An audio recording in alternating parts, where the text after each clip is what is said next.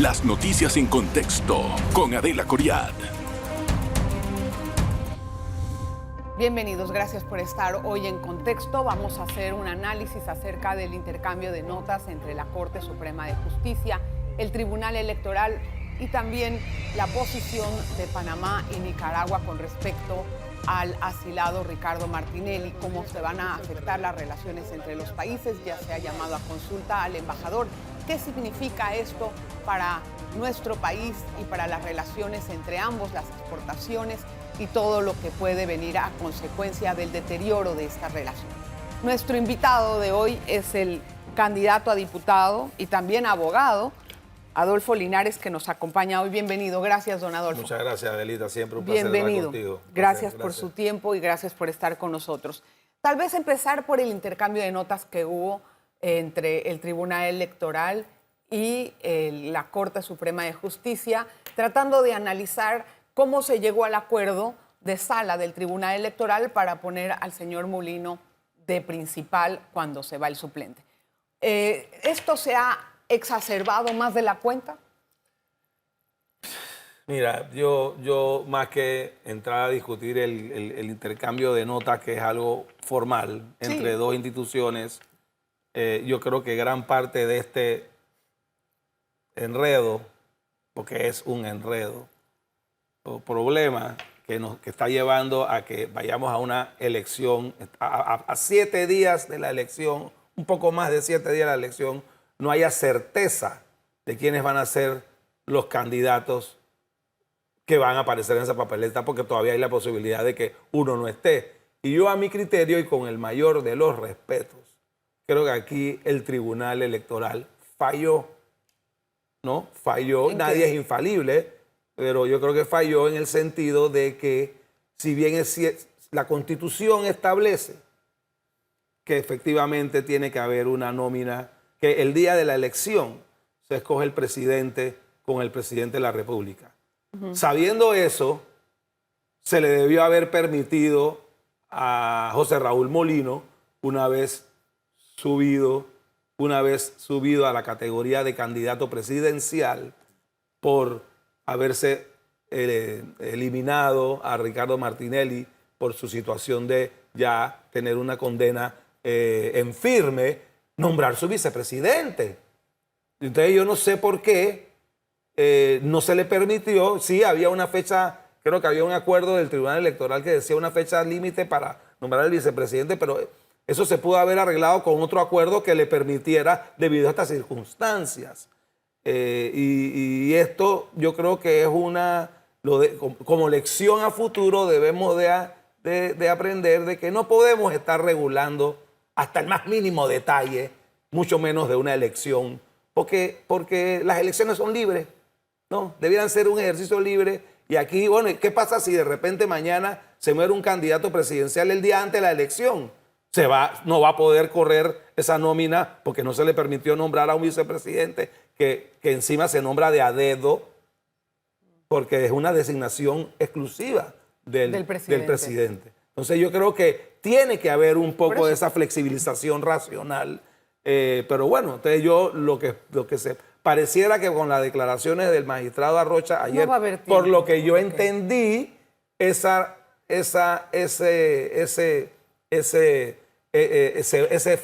proyecto de fallo se va a empezar a circular el 6 de mayo. O sea que eso crea entonces una encrucijada. ¿Por qué? Porque de ganar José Raúl Molino, porque es una probabilidad, ¿no? Como también hay probabilidad de que gane cualquiera de los otros 3 que están de segundo, tercero, cuarto, o salga un palo loco de los demás, ¿no? Pero vamos a suponer que gane José Raúl Molino, y si el fallo sale que es inconstitucional, ¿aplica en principio no, porque no son retroactivos. Bueno. Los fallos de la Corte no son retroactivos. Esa es otra discusión, pero todo esto se hubiera podido salvar. Todo este enredo y todo este problema e incertidumbre se hubiera podido arreglar si se le hubiera permitido, si el Tribunal Electoral, a mi humilde criterio y con el mayor de los respetos, le hubiera permitido a José Raúl Molino nombrar su vicepresidente hace 1 mes y medio atrás. Hace más, un poquito más atrás. Pero si estamos hablando de que el principal... Bueno, eso es para que tuviera una nómina completa, dice usted, llegando Bueno, con porque un presidente y es que la vicepresidente. Constitución dice Claro, eso. correcto, O sea, la Constitución entiendo. dice Ese es que uno- el día de la elección se escoge el presidente con Sí, su vicepresidente. es uno Entonces, de los... moraleja, para las próximas, cuando empecemos a discutir la reforma o las análisis, Electorales. hay que empezar a desregular un poco estas elecciones para que haya un poquito más de, no quiero decir flexibilidad, pero no todo tiene que estar amarrado, Tan rígido. tan dice rígido. usted. No tiene que estar con esa rigidez, a mi criterio, muy características de las burocracias cuando se crecen demasiado, ¿no? Entonces, y eso pasa también en todo el resto del Estado, pero en el Tribunal Electoral yo creo que la elección es esa, ¿no? Bueno, entonces, ¿por qué se percibe todavía una incertidumbre de quién va a aparecer en la papeleta después de las declaraciones del señor Bueno, magistrado ayer? porque el magistrado no dijo que iba a someterse hasta el último día. Él dijo que él tiene hasta ese día. Mañana bien puede sacarlo antes del 5, o bien puede sacarlo el 6, pero entonces... Esta es una elección que está poniendo a prueba muchas de las facultades de las instituciones, tanto de la Corte como del Tribunal Electoral, porque los acontecimientos son prácticamente inéditos. No se ha tenido anteriormente esta inhabilitación de un presidente que yo recuerde, y menos por una sentencia de Sí. un delito. Sí. Entonces, ha quedado todo el mundo tratando de ver cómo se resuelve esto, porque como es inédito, tampoco parece haber un esquema legal para poder resolverlo. Y se ha hecho de acuerdo a cómo ha podido entrar en la circunstancia. Eso es lo que, Pero estamos entendiendo. fíjate Pero que por hacemos todos también un poco más de leña de esto. No, mira, fíjate que la analogía también es parte de fuente de derecho. Y si nos vamos a la analogía, que es ver los casos similares a Sí. este, ya pasó también en el caso de Ricardo Martinelli cuando trató de correr para diputado en el 8-4 y lo bajaron también por las mismas razones que ahora, y su suplente Mayín Correa subió Como principal, como principal. Entonces, bueno, ahí no había necesidad de poner suplente, pero digo, estas cosas pasan. Entonces, lo que no debiera, o sea, lo que no debiéramos caer es en el error de pretender regular todos los posibles escenarios, porque entonces suceden cosas como esas. Entonces, ¿quién los regularía si no es el Bueno, pero Tribunal es que no tienes que Electoral? regularlo todo. Si la Constitución dice claramente que el día de la elección se nombra el presidente con el vicepresidente, ¿por qué el Tribunal Electoral puso una topa al límite para poner ese vicepresidente? Y que si se pasaba, después se pasó al límite, no se podía nombrar de nuevo. Entonces, porque pero- me pongo con el ejemplo. Si esto hubiera pasado el día antes de la elección, o 2 días antes de la elección, por las razones que sea, ponte que a alguien le da un infarto, pues. Sí. Se murió, pues, Dios Sí. no quiera. Se murió. Eso quiere decir que entonces la nómina queda deshabilitada. Toda una alianza o un partido político que ha hecho una campaña por 3 meses y tiene candidatos, etcétera, etcétera, por ese acto fortuito o de fuerza mayor va a quedar deshabilitado. No debiera ser así. Entonces yo creo que para la elección debemos tener unas normas y unas regulaciones que sean lo suficientemente flexibles para poder acomodarla en caso que se den estos casos que son raros. Y no llegar llegar a pretender estar tratando de regular hasta la última situación, porque es imposible, ¿no? Don Adolfo, tengo que hacer una pausa, pero al regresar ¿Cómo no? quisiera ¿Cómo yo no? hablar acerca de las relaciones Panamá-Nicaragua con todo lo que está pasando. Una pausa, no se vayan. Gracias por continuar en sintonía. Vamos a analizar las relaciones Panamá-Nicaragua, tratando de entenderlo desde la óptica, bueno, diplomática. Yo no sé, usted no es diplomático, yo lo voy a dejar en claro a la audiencia. Tiene experiencia en asuntos de relaciones internacionales Sí, bueno, en cuanto a lo que sigo lo que ha pasa en el estudiado. mundo, ¿no? Sí, claro, ¿no? Pero dejamos claro que no es experto en el tema. De todas maneras, Panamá llamó a consulta al embajador de Panamá en Nicaragua para poder entender cómo se manejarían las relaciones entre los países de acuerdo a al comportamiento que está reclamando la Cancillería a Nicaragua. ¿Qué es lo que puede seguir aquí? Mira, aquí yo más que digo, ¿qué puede seguir aquí? Cualquier cosa, ¿no? Esto se puede alargar hasta por años o por meses o por días. La realidad es que Martinelli está en la embajada, asilado, y Panamá no le ha dado el salvoconducto. Esto ya lo vivimos inclusive post-invasión, cuando por muchos años, mi papá en ese caso, siendo canciller, uno de sus primeros problemas y muy serios fue, sobre todo con países latinoamericanos, resolver el tema de los salvoconductos, que las embajadas de México, El Salvador, Cuba, no sé si El Salvador, pero era México, en Cuba habían bastantes, se habían asilado bajo el mismo tipo, y Panamá se negaba a darle el salvoconducto, en ese caso, por ejemplo, a Chalo González, que fue uno de los acusados de asesinar a Giroldi y a todo ese grupo que trató de hacer el combo. Tenías a Rafael Arosemena en México, que tenía serias acusaciones de desfalcos en el Banco Nacional, para ponerte nada más dos ejemplos que me acuerdo, y habían otros más. Creo que estaba Lucho Gómez en la Embajada de Cuba. Y entonces hubo algunos que salieron, otros quedaron meses y otros quedaron años en las embajadas, porque Panamá correctamente decía que esos asilos estaban mal dados, porque no eran delitos políticos, sino delitos comunes, que es la misma situación que se está discutiendo ahora. Las convenciones de La Habana de asilo de La Habana de 1928 y la de Montevideo, que es de 1933, que son las dos que se están aplicando, pero incluso la de Caracas de 1950 y algo, 50, no me acuerdo exactamente, creo que 57. te dicen claramente que el asilo es una figura para temas de delitos políticos. ¿Cuáles son esos delitos políticos? Los delitos de rebelión, sedición, manifestaciones, cosas de esas, que tienen que ver más bien con el atentado de la seguridad jurídica de un Estado, pero no son delitos comunes. Si bien es cierto... El país califica...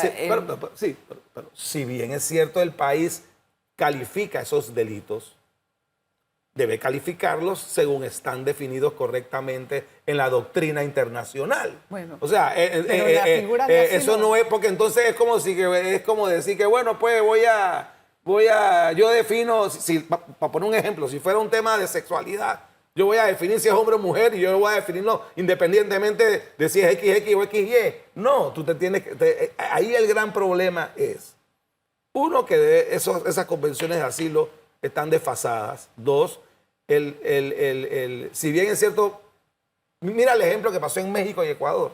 Sí. Fue por la misma razón. Ecuador estaba diciendo que el vicepresidente, que no me acuerdo el nombre, Glass, creo que se llama, estaba acusado y condenado por delitos comunes, y en sistema se le dio el desfalco. Entonces simplemente ellos defienden. Entonces, si los países utilizaran la figura, sobre todo los países asilantes, correctamente, y se limitaran a otorgarle el asilo a personas que han sido perseguidas por delitos políticos, no habrían estos problemas. Bueno, pero no, evidentemente hay una utilización del asilo en Latinoamérica, no es nada más aquí en Latinoamérica. Y la figura, que ha cambiado, y la figura del asilo tenía mucho que ver con el tema de los tiempos políticos, porque mira las fechas, los años 20, los años 30 y los años 50. Desde esa fecha hasta cuidar los años 70, la gran mayoría de los países latinoamericanos habían dictaduras militares. Entonces, esa figura de asilo tenía una razón de ser. Hoy en día, donde, si bien es cierto, imperfectos, los estados de derecho son un poco más robustos, por lo menos en cuanto a persecuciones políticas de los opositores, eso debiera cambiarse. Ahora hay una realidad. No podemos cambiar la realidad. Es que, Panamá tiene que tomar una decisión. ¿Cuál va a ser? La decisión debe ser o le da el salvoconducto o no le da el salvoconducto. Yo no veo al gobierno actual tomando una decisión, porque no ha tomado ninguna decisión importante desde hace más de 5 años. Su tendencia ha sido patear la bola y que el otro lo resuelva.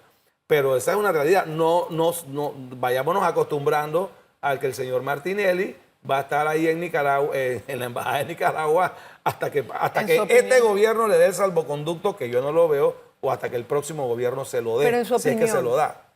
¿Se debería de dar el salvoconducto? Bueno, si nos vamos a lo estrictamente jurídico, es obvio, evidente y notorio que Ricardo Martinelli no es un perseguido político. Él llegó a la embajada americana por sus propios medios, sin ser perseguido por ninguna persona, y por lo tanto no tenía ningún peligro de su vida, y él está condenado. Inclusive las convenciones que te mencioné establecen que el asilo no se le puede dar a personas que ya han sido condenadas por delitos comunes, que es el caso del señor Martinelli. Entonces, si tú me preguntas a mí, no le cabía la figura del asilo. Ahora, bueno, ya está, hay ya se otra la dieron. realidad. Hay una realidad. ¿Qué debería de hacer Panamá en este caso? Bueno, yo no estoy en posición de dar esa posición, pero ellos tienen que tomar una decisión de o le niegan el asilo y se quedará ahí hasta que... Al salvoconducto, dices, o le niegan el salvoconducto. Ajá. Sí, que le niegue el salvoconducto o que se le otorgue. Sí. Y hay en ese tema de decisiones, tiene que ver mucho de la realidad geopolítica del momento. Así que ahora mismo, como hay elecciones, yo no creo que el gobierno vaya a hacer alguna movida en ese sentido. Puede ser que lo haga después de las elecciones. Bueno, es verdad que Sí. es difícil saberlo desde ahora en anticipación. Vamos a hacer una pausa. Regresamos enseguida con más. Gracias por continuar en sintonía. Don Adolfo, vamos a entrar en la política criolla. Tal vez una pregunta un poco especulativa, pero le pregunto a usted, ¿quién va a ganar las elecciones? Bueno, yo En creo materia que las presidencial. elecciones la va a ganar Rómulo Rux. Sí, hombre, como no. Yo creo que... ¿Le ve mira, posibilidad a la fórmula Rux Blandón? Mira, yo ¿Por creo qué? A que ver. yo creo que para poder ganar una elección, tú tienes que tener, además de un liderazgo de la nómina que lo tienen, una estructura bien afinada y estructurada. Y eso nosotros el día de ayer tuvimos una reunión con el candidato Rux y Blandón en Santiago de Veraguas y fueron más de 1.400 candidatos principales, alcaldes, representantes y diputados. O sea, que usted está confiando en la estructura de su esa partido. estructura de los dos partidos va a ser el motor que va a llevar a la victoria a Rómulo y a Blandón. Yo pondría que va a ser una decisión bastante estrecha. Inclusive primero, segundo y tercero, yo no veo que vaya a haber mucha diferencia. Yo pondría a Mulino en segundo y cuidado que Lombana o pero Martín entonces, de pues, tercero. si vamos a confiar en esa analogía... Bueno, usted me está preguntando, yo estoy contestando, pero, ¿no? O sea, pero basado en la analogía, ¿no? Sí. El PRD tiene más adherentes, igual que el Molirena. Sí, Si tomamos bueno, yo no estoy hablando de adherente, estoy hablando de una estructura, porque la estructura tiene te da buena la gente. Ahora, el PRD sí tiene una estructura, Muy pero inmediable. sí, y tu comentario es válido. Pero si nos vamos a la y ninguna elección es igual que la anterior. Claro. A diferencia de las anteriores, donde el PRD iba unido, en esta no necesariamente está así. Hay por lo menos 3 candidatos salidos del PRD. Sí. Tienes el mismo Gaby, Sí. Martín Torrijos, que no es cualquier otro candidato. Es un expresidente e hijo del fundador Omar Torrijos, por más que quieran tacharlo de no torrijista. No hay más torrijistas en el mundo de los torrijistas que el hijo de Torrijos, en este caso Martín, ¿no? Y tienes a Zulay, que también viene del PRD, que hay que ver eso. Yo creo que es la primera vez que el PRD se va a ver en esa situación. Y a nivel de diputación, yo en lo personal he visto y experimentado una lucha que antes no se daba a nivel de candidatos a diputados, porque el PRD siempre ha sido de votar plancha y en esta vez yo veo que se están dando muchas rayas, ¿no? A ver, yo creo que también, hablando ya de su partido, ¿no? Y de la fórmula Blandón-Rux. Rux Blandón, sí. Yo lo que veo, poner a Rux así para adelante, claro, así debe de ser. Veo también que en las propagandas o la forma de tratar de convencer al elector se están prometiendo cosas como si fuera, no sé, un kermés, man. Realmente no veo propuestas tan realizables. O sea, ¿eso a usted no le hace ruido? Bueno, yo creo que parte del tema, bueno, la gente hay en un país de grandes necesidades como este, ¿no? Que todavía, a pesar de haber manejado solamente en este quinquenio más de 100 mil millones de dólares, todavía hay lugares sin agua, hay lugares sin luz eléctrica, Bueno. las escuelas están... Entonces hay muchas cosas muchos de los temas se van en resolver esos problemas que son hasta repetitivos, ¿no? Y eso es una realidad. No pasan de una administración. Eso es una realidad, pero prometer una cosa que tal vez es irreal. Bueno, yo no sé si se ha prometido algo irreal. 500,000 empleos. Bueno, hoy en día, con todos los problemas que tenemos, la economía está produciendo cerca de 21,000 empleos al mes. Y eso si lo multiplicas por 12 son casi 200,000 empleos. Yo no creo que es nada exagerado decir que en una economía más boyante y con las finanzas saneadas vas a poder hacer más que eso. Así que esas son las realidades de hoy en día en cuanto a empleos. Pero la idea es crear nuevos empleos y traer nuevas inversiones para ampliarla y diversificar nuestra cartera de trabajo. No es sal de un lugar para meterte en otro. Pero que nadie ha dicho que es eso así. Lo que estamos hablando es de cifras. La realidad es que hoy en día, con la crisis de desempleo que tenemos, en el Ministerio de Trabajo se están registrando, en el 2023 se registraron 21,000 nuevas plazas de trabajo por mes. Eso es más o menos 220,000. Al decir 500,000... O sea que no está haciendo nada nuevo, sino multiplicando. Bueno, la idea es que hayan más empleos. En vez de hacer 21,000, serían 50,000. Yo no sé, yo no soy muy bueno matemático. Que los números son y se pueden alcanzar, obviamente. ¿Todavía sigue con la idea de que la postulación de Juan Carlos Varela para el Parlacén daña a su partido? Bueno, no sé si lo daña, pero sí se convirtió en un tema... Daña la imagen. Se convirtió en un tema de campaña, ¿no?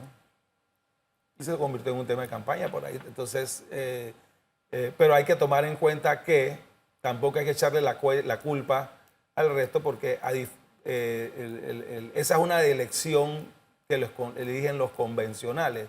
No fue una decisión de la nómina, no fue una decisión de la campaña, no fue una decisión de la junta directiva, fue de la convención. Y las decisiones tienen que aceptarse, así sean que nos gusten o que no nos gusten, ¿no? Le pregunto porque una vez me dijo que si hubiera sido convencional no hubiera votado. Yo no he cambiado de posición. Nada más era para entender eso. Bueno, para terminar, le voy a dejar que dé una invitación. Bueno, la invitación... Como candidato a diputado. Yo invito al pueblo panameño a que todos salgan a votar pacíficamente y que salgan a votar masivamente, a expresar su decisión.